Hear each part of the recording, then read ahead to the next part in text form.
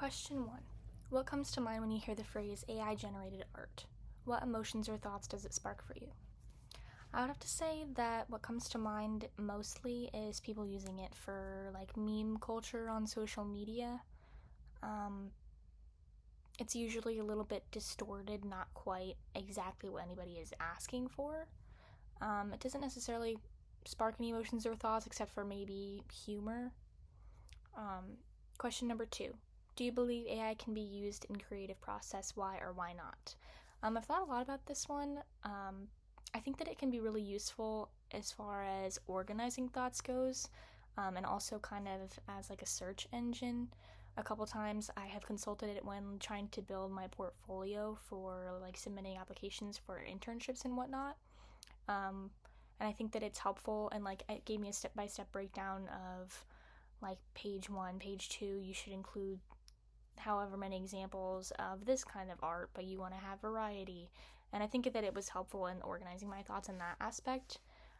So I do think it can be used in the creative process, maybe in like the brainstorming area, but as far as like actually generating images, art, I don't think that, I don't know, I think that the term art is not, it doesn't really work there, if that makes sense. Number 3, what concerns or fears do you have about AI in the arts, and where do those ideas come from? I don't have a whole lot of concerns about AI art, although I'm not entirely sure. I think AI has made a lot of progress in the last like little while. I'm not entirely sure what the timeline has looked like, but there are a lot of like videos on social media that I've not really been able to tell apart from reality, like animals doing funny things and stuff like that, which I do find a little bit unsettling. But again, I wouldn't really consider that art. I've seen it really mainly in humor contexts, so I don't have a lot of fears about it taking over like a kind of professional career that I'm interested in.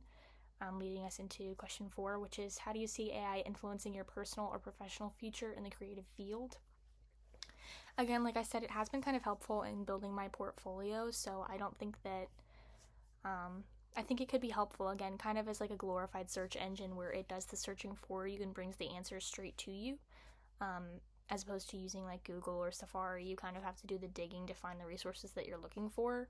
But I do think it's also always good to cross-reference, because AI has been known to kind of just give you the answer that it feels like would best suit what you're asking for, not necessarily like always valid information. So I like to cross-reference it with Google whenever I have attempted to use it in the past. I think it'd be good for organization. But I do think that kind of applies to any field, not just the creative field specifically. And then question 5, what do you hope to better understand about AI by the end of this course? I kind of want to know what path it's on, like the kind of development. I know that it's gone, like, from when I saw it first, it's gone from just like a kind of thought to being used with like Grammarly and being used as part of Snapchat and a lot of like really popular applications that I've like seen it grow into.